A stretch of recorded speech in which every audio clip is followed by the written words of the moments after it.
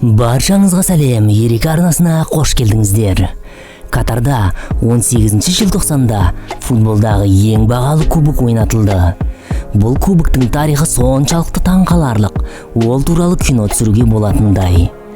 Қазіргі таңда беріліп келе жатқан кубок 1970 жылға дейін мүлде басқаша болды.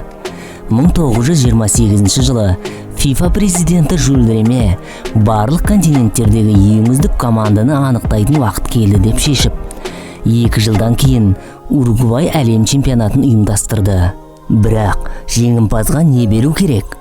Бұл тапсырманы орындау үшін француз мүсіншісі Абел Лафлер кубоктың дизайнын жасау міндеттелді.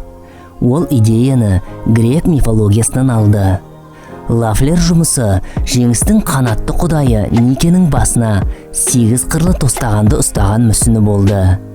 Трофей алтын жалатылған күмістен, ал негізі көк түсті жартылай асыл тастан, лазуриттен жасалған. Оның биіктігі 35 сантиметр. Салмағы 3,8 келі болды. Трофейдің алғашқы жеңімпазы Уругвай құрамасы. Оның капитаны Хосе Насаси Жюль Ременің қолынан Нике құдайының мүсінін алды. Екінші дүниежүзілік соғыс алдында Италия әлем чемпионатын жеңіп алған еді. Ал Еуропа отқа оранғанда трофей Римдегі банктердің бірінің қоймасында болды. Италияның вице-президенті Оттарино Бараси жүлдені сол жерден ұрлап кетуі мүмкін деп қорқып, кубокты үйіне апарып, соғыс біткенше кереует астындағы аяқ киім қорабында сақтады. Кейін 1966 жылы Англияда көрмеде ұрланып, оны ит тауып алған еді. Турнир ережесі бойынша 3 дүркін әлем чемпиондары кубокты мәңгілікке алатын. 1970 жылы Бразилия құрамасы мұны жүзеге асырып, Ника құдайы Рио-де-Жанейроға кетіп, 1983 жылы Бразилия футбол конфедерациясының штаб-пәтерінен ұрланған. Бұл жолы кубок мәңгілікке жоғалып кетті.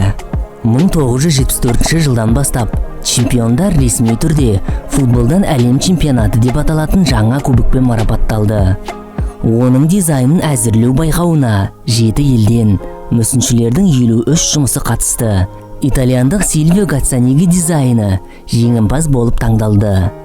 Қазіргі кубоктың биіктігі 36,5 сантиметр, салмағы 6,1 келі алтыннан жасалған.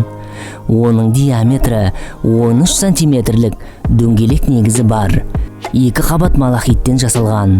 Әлем кубогының дизайны жер шарының алтын көшірмесінің негізін құрайтын, негізден жоғары қарай бұралған доға тәрізді сызықтар болып табылады. Ағымдағы кубокты енді біржолата ұтып алу мүмкін емес. Ол FIFA иелігінде қалып, және Цюрихтегі ұйымның штаб-пәтерінде тұрақты сақталады. Тек арнайы оқиғаларды қоспағанда, мысалы Трофей Тауэр, сондай-ақ әлем чемпионатын тікелей өткізу кезінде шығарылады.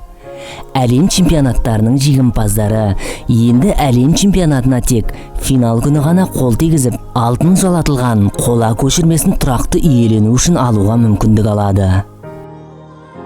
Ал мына сілтеме арқылы өтіп, біздің басқа да қызықты видеоларымызды тамашалаңыздар.